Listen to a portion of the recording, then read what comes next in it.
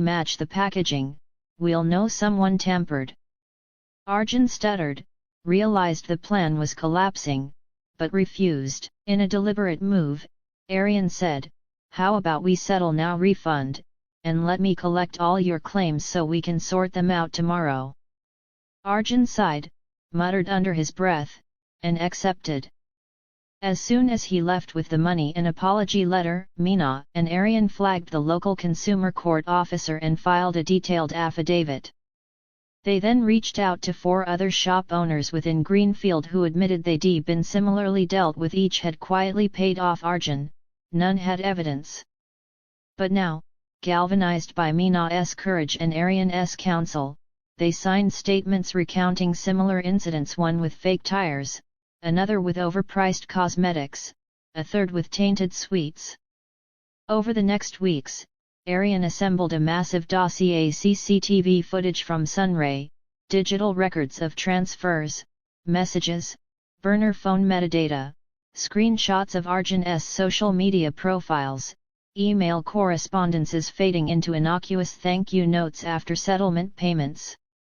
He even traced transactions through UPI IDs each time, small sums labeled refund or sorry. He had digital forensics experts extract metadata and geotags, proving the frauds were engineered and habitual. Meanwhile, Arjun moved on to 2 more towns under aliases: Ajay Malhotra in Riverview and Satish Reddy in Mapleton, continuing the same scam pattern. Word reached Aryan through regional consumer advocate forums. He filed complaints in both jurisdictions and alerted local cyber crime units. Authorities coordinated an operation to apprehend him. One evening, in early August, at a small electronics shop in Mapleton, Arjun, now Satish, followed the same script. He was recorded switching a product and delivering a complaint, only to be confronted by a shop owner who, tipped off, released the surveillance footage and called the cybercrime task force. 2 officers arrived, detained him quietly. He resisted, but the evidence was overwhelming. The next day, he was transferred to Greenfield police custody, charged under multiple sections: cheating, extortion, impersonation, criminal intimidation, breach of trust, consumer fraud. Aryan and Meena, along with other victims, joined the charge sheet. Arjun, for the first time in months, looked uncertain. He realized his game was up, or was it Palazzo Escorts, no identity he could proudly own. In the prison library, he began writing not a legal appeal, not a revenge letter, but a journal, detailing each scam, each town, each victim, almost as a form of confession. It began as a self-indulgent exercise, but over time, it evolved into something deeper, a chronicle of repentance. He titled the growing manuscript "Retail of Lies," and wrote not as the hero, but as the villain finally confronting his reflection. The prison superintendent, noticing the change, encouraged him. Aryan, hearing of this through his legal connections, was skeptical but intrigued. Against expectations, Arjun reached out to Aryan through a handwritten letter, not asking for leniency or help, but simply saying, "I read your closing remarks 100 times. You were right. I did this not because I had to, but because I could.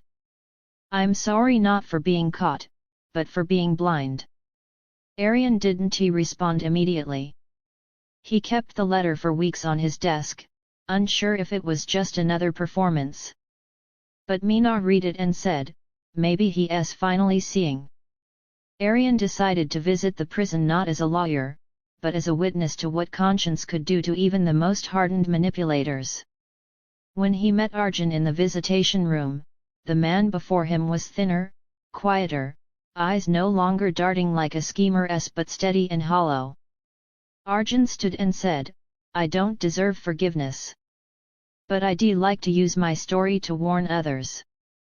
Aryan asked, "Why now?" Arjun replied, "Because for the first time in my life, there's no one left to fool." Aryan nodded, not in approval, but in acknowledgement. They sat for an hour, talking not about the case, but about change. Aryan suggested, cautiously, that if Arjun was serious, he should consider submitting parts of his manuscript to legal aid foundations that trained shopkeepers in identifying fraud. Over the next 6 months, excerpts from Retail of Lies were anonymized and turned into case studies distributed in business workshops, trade expos, and entrepreneur programs across the region. Aryan himself introduced one of the modules, calling it Learning from the Mind of the Fraudster. In time, Arjun's writings helped new business owners spot patterns, avoid panic, and report harassment legally. Shopkeepers once too scared to speak began organizing local merchant unions. Digital literacy programs sprang up in Greenfield and beyond. Surveillance use grew widespread, and a hotline was set up for reporting suspicious customer behavior. Arjun's story, though a tale of fraud, became a textbook case for prevention. In his 3rd year in prison, Arjun was transferred to a rehabilitation ward due to his consistent good behavior and growing contributions. The man who once destroyed reputations for profit now helped teach inmates how to present themselves truthfully in parole hearings, and right job resumes post-release. Aryan, watching from afar, never let his guard down fully but acknowledged the rare evolution of someone facing their own inner court. He continued his law practice, but he also began publishing a series of articles titled Shadows in Broad Daylight, exploring psychological manipulation in white-collar crimes. Meena, now running 2 branches of Sunray Electronics with her sons, regularly conducted in-store awareness sessions. Her story, once whispered, was now a story of resistance shared proudly. She was even invited to speak at a National Women Entrepreneur Summit, where she said, "We are not weak because we sell. We are strong because we serve. And we will not be shamed into silence ever again." Years passed. Arjun's full sentence was served. Upon release, he did not disappear or change towns. Instead, he stayed in Greenfield, working in a consumer rights NGO started by one of Aryan's legal friends. His job was simple: reviewing complaints and teaching staff how to detect legitimate claims.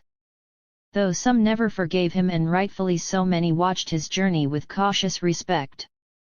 He gave interviews, always transparent, never defensive.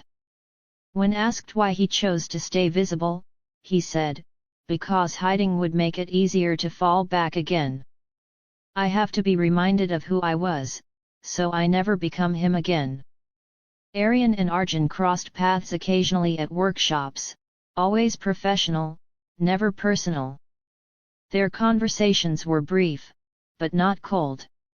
A bond had formed, not of friendship, but of accountability. And in a quiet park one evening, while walking back from a seminar, Aryan told Arjun, "You were a parasite once. Now you're a mirror. Don't let it crack." Arjun simply nodded. Greenfield, the town that once trembled under quiet scams, now stood as a symbol of justice, courage, and unlikely redemption. And the man who once scammed it all was now one of the reasons it stayed strong.